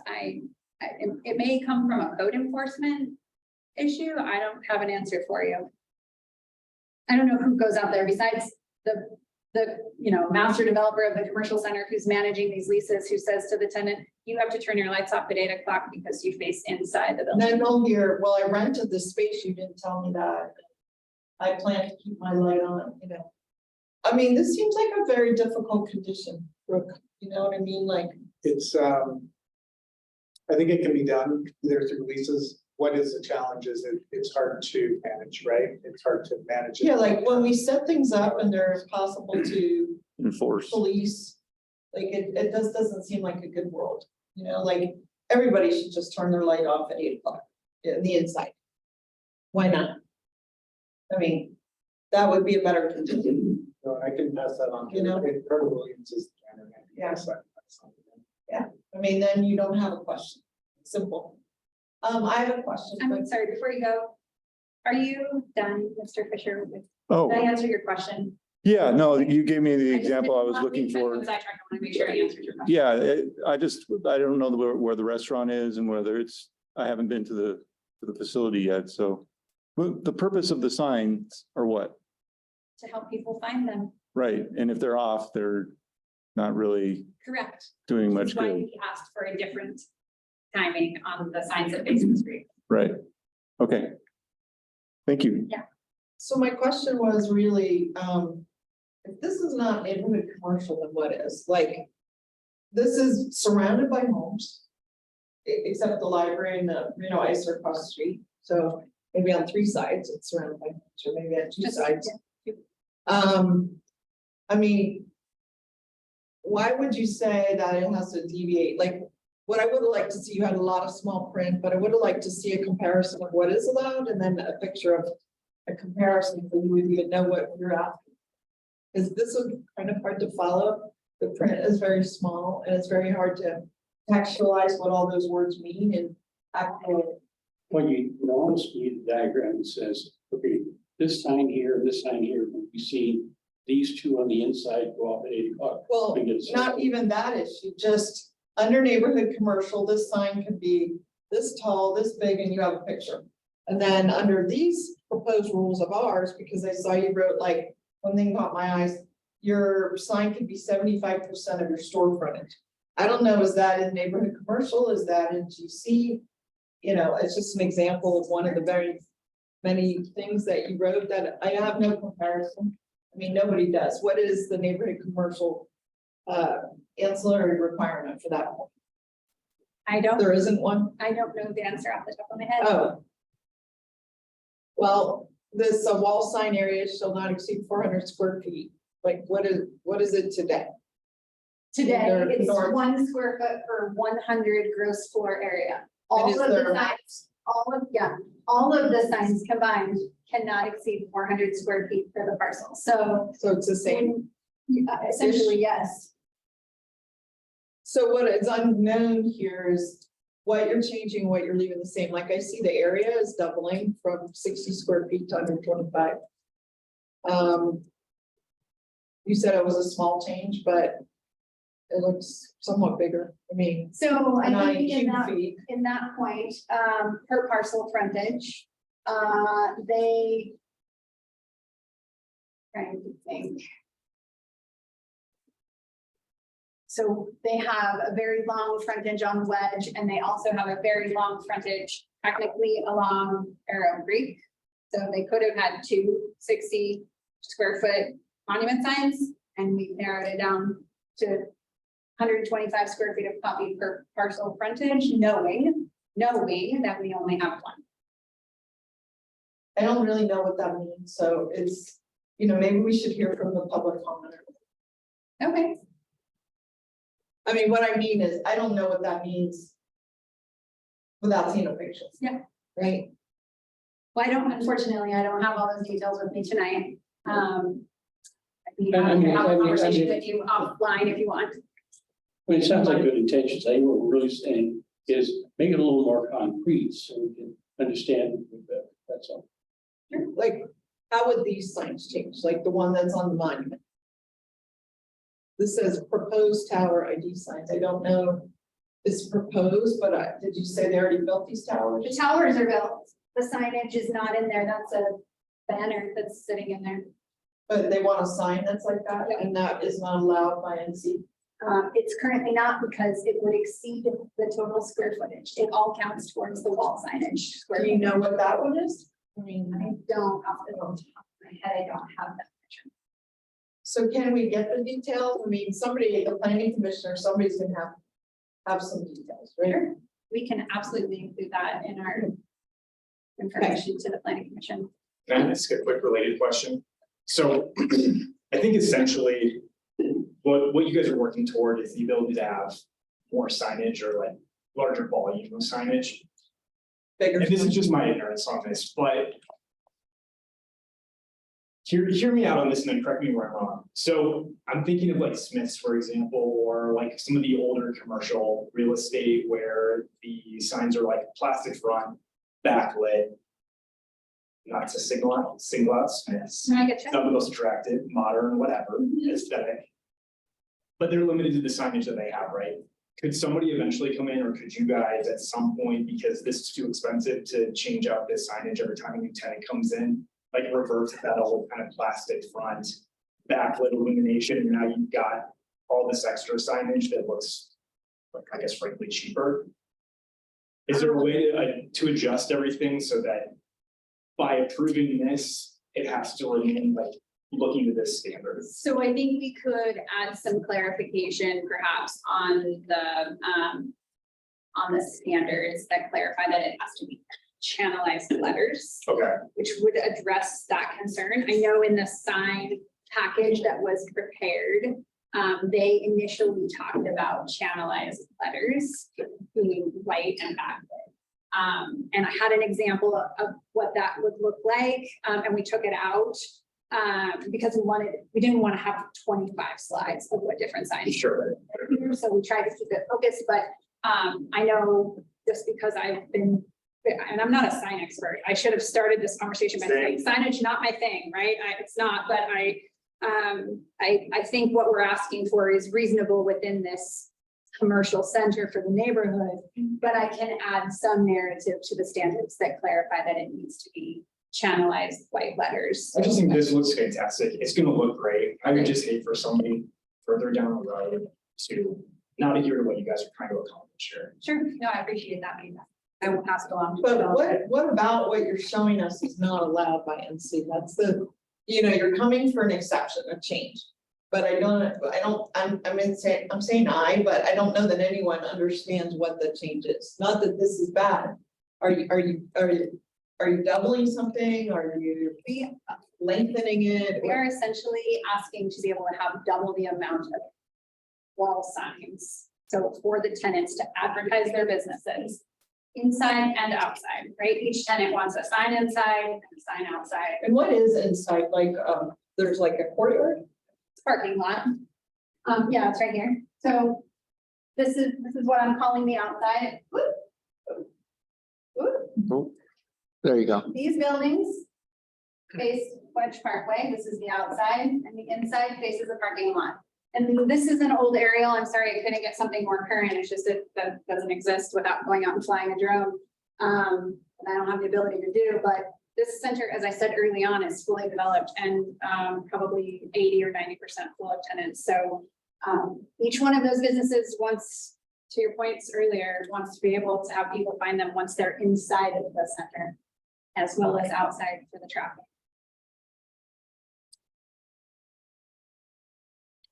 Do we want to take the public comment? Lori, you should be able to unmute. Yes, thank you. Yeah, Lori Ray, I have the same questions that Councilman Dewar has, and that was if you just had neighborhood commercial, what would you be left with? And that's what would be missing from those pictures. And that was one question. How tall are the towers was another question. And is it possible to get a copy of this report that you're submitted to the Neighborhood Advisory Board? Because again, as Naomi said, I'm reading this for the first time. I'm not fully understanding it. And then the last thing was, if you added up the wall signs for inside, where the parking area is, and outside, it would exceed the neighborhood commercial standards. Is that why? Is that the main reason, or is it also those towers? Because I know when you go up high and you have lights that are shining out, that's a problem for neighborhood commercial. And what if those tall towers weren't even lit? What if they just, had the sign there, but not lit, so you don't see them at night at all? So those are my questions. And then I just also like to say that the signs are very nice looking. And it's a far better, idea to go with something like this rather than general commercial, which just wouldn't have fit. I just wondered, why do we have to go beyond the neighborhood commercial? Because as Naomi said, it's a neighborhood. It's great that there's neighborhood commercial there, so people aren't driving all over downtown or whatever to get to these kinds of stores when they're right in their neighborhood. So it's just a wonderful idea to put it right there, but just the signage. So those are my questions. Thank you. Mr. Chair, would you like me to respond to her? Of course. Lori, I think, as I mentioned, a little bit earlier, really the change to the signage program designed specifically for the center is to make sure that both sides of all the buildings can have signage.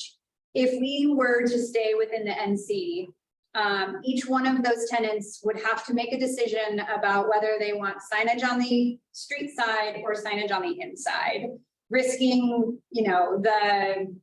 some economic support for their business. And so by going to this signage program and increasing the amount of wall sign and the copy area associated with it, each tenant has the ability to have their own sign on both sides to advertise their business, which again is consistent with commercial centers like this.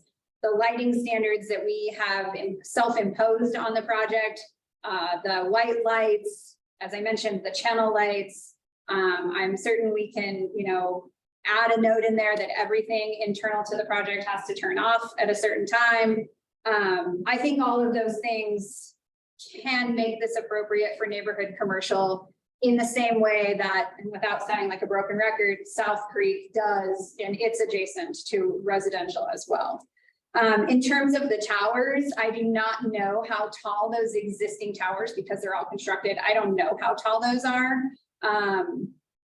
I can certainly talk to the master developer about whether those signs need to be lit or not. I don't know the answer to that at this point. Okay. Did I forget one of your questions or did I get them all? I would like to see a copy of this that you've submitted. I don't know how to get a copy of it. It will be posted publicly, Lori, but if you, I can also email it to you. But maybe she's talking about the application versus the PowerPoint, or which, or are you wanting both? Yeah, well, yeah, the PowerPoint, the application would be great too, but the PowerPoint for sure. So The this is the application is application. online. Yeah, I'm sure you can get it on the city's website. The application, Yep, I submitted it. it's on Acela. Is that how you? I have a hard time with Acela, but I'll try it.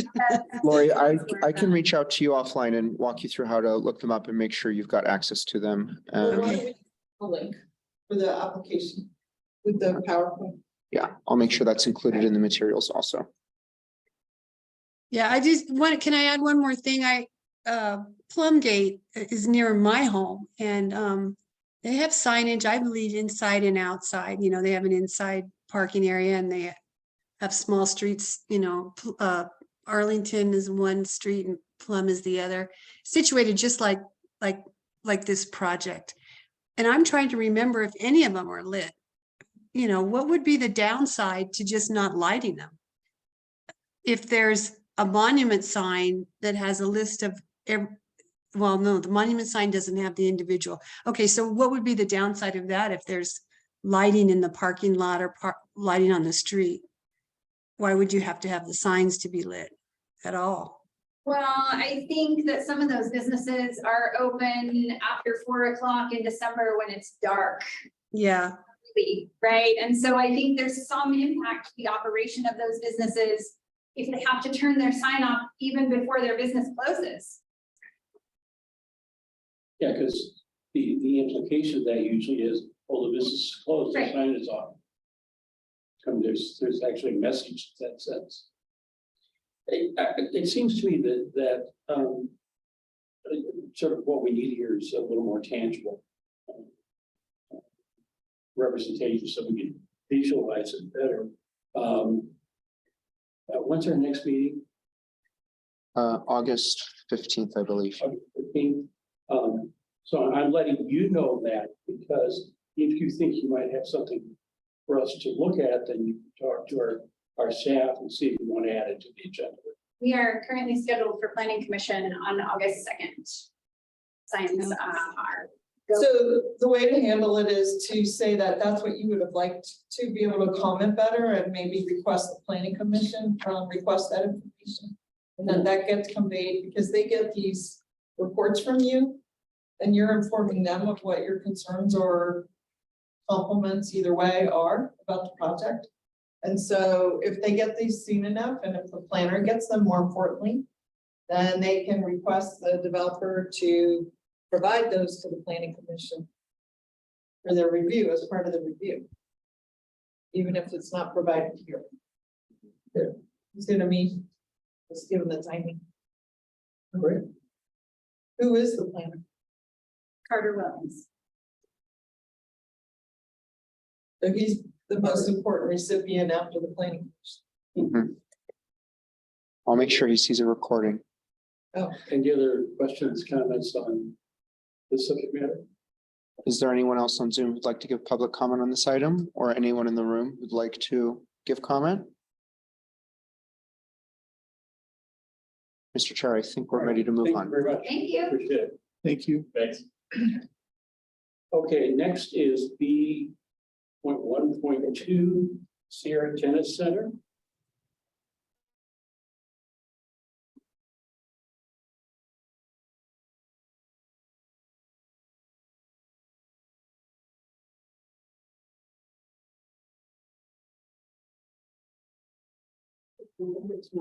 Yeah. Good evening. My name is Karen Downs. I'm with Manfred Consulting. I'm here representing the applicant on this project. Sierra Data Center, I'm gonna say the name is in flux and it's changed a little bit. They're currently looking at Sierra Racket Club. So you'll see some of our exhibits say Sierra Racket Club, and that's just the name of our project. Slide. You mean not the torn down legend, there's tennis court.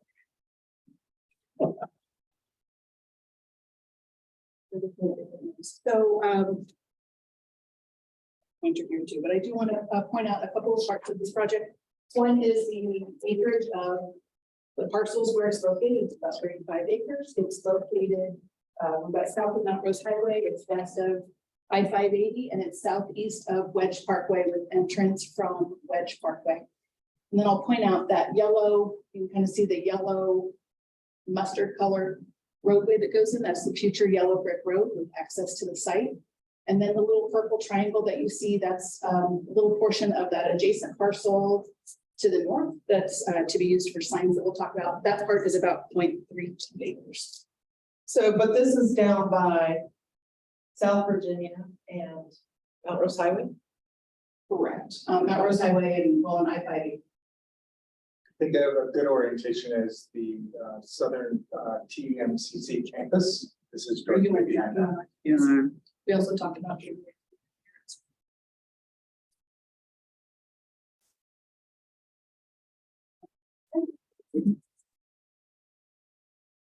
This being master plan and development for the site, master plan is suburban use and zone is in suburban. The use fits in between the master plan and zoning as well. This site was also previously part of the Redfield Regional Center, which you may be familiar with, and it was contemplated at that time with the higher density retail, commercial, and academic use. That kind of translated over to the suburban mixed use zoning. Next slide. Oh. Well, it used to say application on one line, but our application is for a major site plan review, and it's for grading, for cuts and bills. Again, the use itself is with the zoning. Next slide.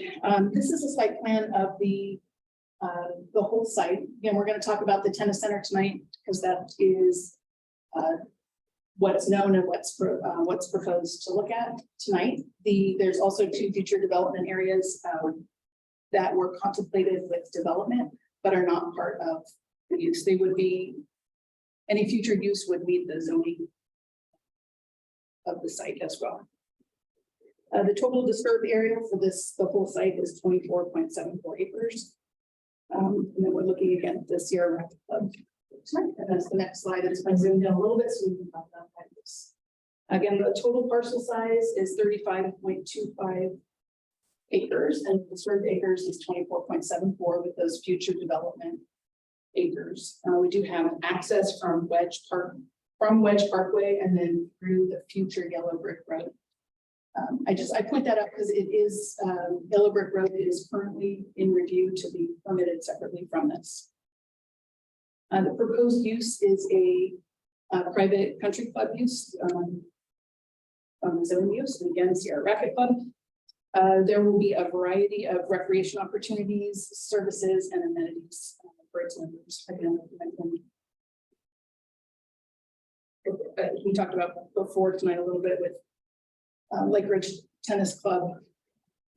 It's kind of supporting that type of use.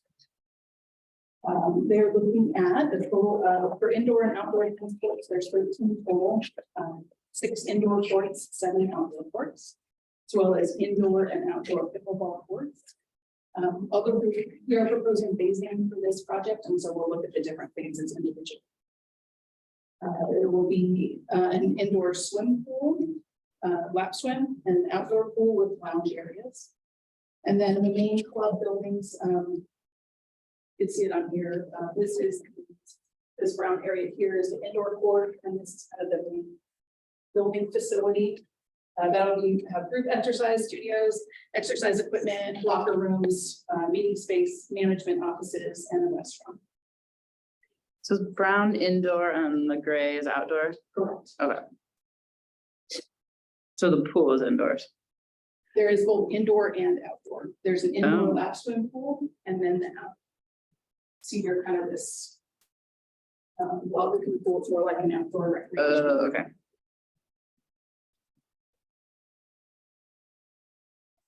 All right. Let's have a look. Again, what this application is for grading cuts and fills. So the blue represents the fills on the site. And the red represents the cuts on this thing. And typically the cut, or as you can see here, the cut is mostly to provide that access road along the route. Next slide. We talked about already the Yellow Brick Road has been designed and approved for access to the site. It's been designed, we'll look at some renderings coming up, but it's been designed with some unique articulation and dramatic structural elements to look great from the outside. There will be increased recreation opportunities, services, and amenities to the site. I know there's some will allow for additional recreation and historic heritage closing. We're also looking at an opportunity for partnership and doing our tennis if needed, that will include locker rooms and coaches' offices on site. Is that real or is that and we wish to have that happen? It's been in discussion. There's nothing permanent that's it's been offered. Okay. Nothing, but an opportunity. Okay. We talked about phasing. The first phase that we have is the main tennis center building, the indoor tennis courts where there were 6, and the outdoor tennis courts to the north of the to the right, and then some temporary courts where the pool building would be. So the green that you see there, those green tennis courts, those would be temporary courts where the pool building would be. This 2 is the indoor and outdoor pickleball courts. The one thing looking at this picture, I want to make sure we're aware kind of that gray area where those outdoor pickleball courts are would be a combination of some pathways and lounge areas, some amenities outside for people to enjoy the outside area there, as well as a little perhaps a snack shack. That other building is an outbuilding for the snack shack and maybe some outdoor storage. And phase 3, again, it's that indoor lap swim pool where the temporary tennis courts would be. So those temporary courts would be gone. And then with an indoor lap swim pool and the outdoor pool has a lounge area anticipated with patio, gazebo, hot tubs, kind of a place for a family swim area to be. And last but not least, the conceptual Sign design, of course, I'm gonna say everything would be designed in accordance with Reno Municipal Code. And this is anticipated at the entrance of Wedge Parkway and Yellow Brick Road. So if someone's coming out of Wedge Parkway, then we're to turn into the site. And this is Sierra Rabbit Club intended to the property go into the site. Pull something out of here. Is there any provision for childcare? That is, if people are going to be there, So moms want to bring their kids. it's a private facility. They will have childcare there for members there. I want to point out a couple things. I want to point out. One, it's not a public facility, so it's not a daycare where somebody got boarding or they would have extra. Right, it's easier, yeah, for the members. Yes. Have they come up with any kind of proposed fee structure? I don't know. Like, I assume you would pay if you didn't join and then might also pay fees, use a course or whatever. I think that's standard, but I really don't know. Do you have a timeline on those phases? I don't, I mean, I know they're looking to start, but I don't know like how many months or years between which I don't know.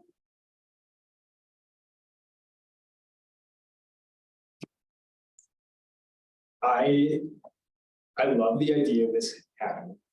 I think this is super cool for the community. I don't know, is this the design that we're seeing, is this kind of what is in process in terms of finished product? Is this like what's gonna look like essentially? What part are you looking at? I'm Yes, sorry, just the generally, building. yes. My opinion on this probably means nothing, but it looks like a weird combination of like an elementary school mixed with like a barn aesthetic. I just, knowing the types of people that you guys, I live in this area, knowing the types of people you guys are gonna have come to this from Arrow Creek and St. James Village, DeMonte Ranch, it just doesn't seem to go with the area. Like really, high enough at all. and architecture.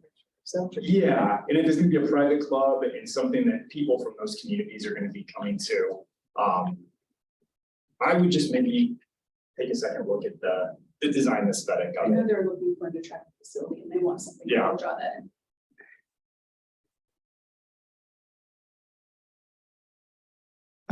I seem to remember not too long ago, we reviewed a apartment complex going into this similar area. Yes. Is that, That site is just north of this. Sure. Maybe if we look at the first project location slide. I think here, one of the, well, you can start to see it at the top on that. There you go, you can see it at the top of the screen there. So the road network is designed to work together and then access through both sites as well. so the road is for both sites? Well, it'll connect. So you can kind of see. So the site where those condos were just here north of the site, and then the road will be designed to go through this site and connect to that apartment site Okay. as well. I haven't been out there for a while. Are they being built at this point or are they still? They're They not have yet. not started grading. They have not started Construction, so anything. they will have to submit on their final maps, and I believe their final maps have not been submitted. Yeah, So they have a 4-year period on it. To submit their. okay. I just wanted to make sure we weren't changing the use again No. for the land. Okay, thank you. How far are we? In terms of, I guess, the furthest southern end of the proposed map here from, I think it's maybe the geothermal facility. Then, like, are you gonna start to have issues with, and this is just from the road, I have no idea, but having driven past it a lot with noise, with any extra heat that comes off of it or is generated from it. Is there any concerns about that proximity? So we did design in accordance with that. There's been a geotech report and soil study, so we made sure to stay away from anything that would be an issue. And the facility itself isn't gonna generate itself heat, noise, anything that, I can't judge the distance between the property and that facility. I just know it's pretty big. The facility itself, it's expanding? I didn't mention that. Okay. Just something to keep in mind. Existing. Just something to keep in mind that as things like this get closer to that area, I mean, it's a very noticeable piece of equipment, whatever it is, thing. And I just know with like outdoor course, if that's like what people are seeing from the course, just something to keep in mind also. So I did, but again, Lakewood Shores sat in the middle of the neighborhood. And any issues with regards to noise or parking, whatever, were the kinds of things that we dealt with for years. And really, I don't recall it being that big a deal, so. So at the bottom of the screen, there is a geothermal plant, ran by Ormat. I was the planner on the entitlement for that piece that does sit back up in, kind of an alcove area that, takes off a little bit of the sound, but there is a noise that comes from that. They have, large fan units they use, and that's really where the noise is coming from. But there is a fair amount of topography and distance between this. Got it. That's project what I was site curious about. and- Okay. As you can tell from the map. So the geothermal is down at the gray at the very bottom of the screen. And then you can see the project site. So there is a fair amount of distance between. And then I think Ormat installed a bunch of solar panels up in that area too. They have been doing some on-site geothermal, on-site solar up through their facility, that facility there, and they have facilities on the other side of 395 there to the east that they are doing. And I guess my general question with all of it, as things get closer to the solar and the geothermal, there's not heat generated by any of those things. It's a concern. There's not. I think with solar panels, one of the big things we look at is glare. So that's one of the things we were very aware of on 395 is the glare of the solar panels. The geothermal, that is largely related to the noise of the fans themselves. The geothermal is relatively quiet, relatively safe. They do have some hazardous materials that are associated with those, but they are, we did actually ran a conditional use permit or special use permit at the time for those hazardous materials, and that's probably, not a big. So our fire is very aware of the situation there, any safety issues or anything there. They have to keep maintain roadways for fire access, and all of that is there.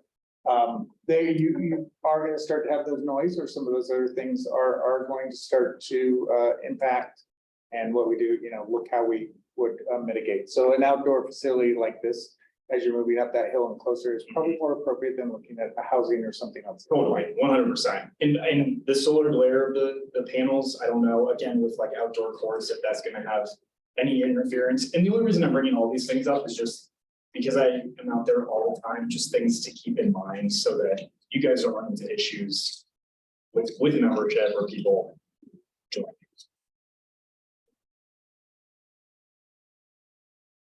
Okay, Anisha, Lee Brock is the planner on this. I have quite a bit of experience out in this area. There's several other issues. Comments have been provided to the applicant at this point, so we'll continue to work on it. Remember, if you're doing your comments, this is a major site plan review for cuts and fills. And so what we're really looking at is the appropriateness of how much dirt we're mucking and how much we're cooking, right? And that's what we're really trying to look at with this. And that's staff's overall sort of analysis that we'll be looking at. Is there anyone on Zoom or in the room who'd like to give public comment on this item? If you'd like to give public comment by Zoom, please use the raise hand button at the bottom of your Zoom window. I have a quick question. Go ahead. What would you consider this to be as far as the amount of cuts and fills? Is it a major? Is it a big disturbance? Is it? Well, yeah, I think the cuts and fill slide, you can show it. I mean, I kind of run through that. What we're seeing is a major fill, the blue area, major fill area. I believe that's probably in excess of 40 feet. I don't have. It's 18. It's 18. it's only 18 point. Oh, it's 18. Okay. So there is this re-veg area here as well on the one slope, and then, yeah, this is, So the max fill there is 18 feet. Just cut. blue is fill, That's Phil, okay. and then the red is cut.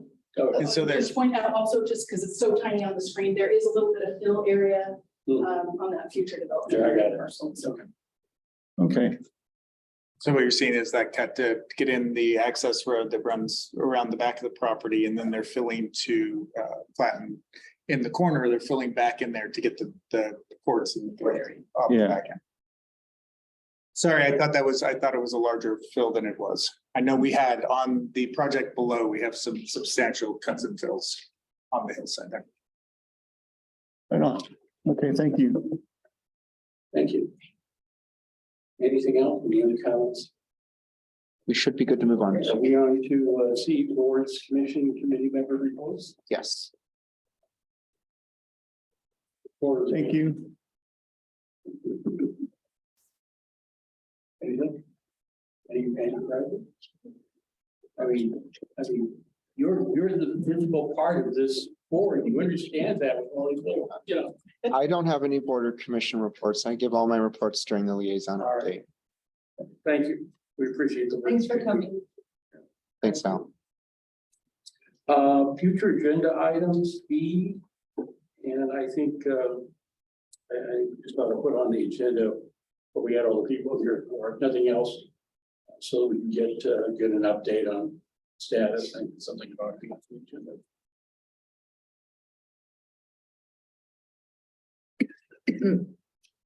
Are there any other board members who'd like to add any We- future agenda items? Will there be any information with regards to zoning? August 15th status? About the Ranchero property? No, about our zoning by ward. Oh, the rezoning. I don't know. I think there probably will be. I think the final maps that they're going to let council choose from will be out by then. So if you're interested, I can add an item about redistricting. Yeah, I think we have to put something on if there's, more or better information we gotta. Start make it available to us. Yeah. Anything else? Okay. Any other public comments? Seeing as there's no one in the room, would anyone on Zoom like to give public comment today? Is there anybody up there? If you'd like to give public comment on Zoom, please use the raise hand button at the bottom of your Zoom window. Mr. Chair, we have no more public comment. All right, having the case, are you ready to adjourn then? Yes, Mr. Chair. Have a motion to adjourn, please. Motion to adjourn. Okay, second. Second. All right. I think we're all in favor. Say aye. Hey. Aye. All those Thanks, Steven. opposed? All those who want to stay here longer? I got an hour early. Have a good night, team.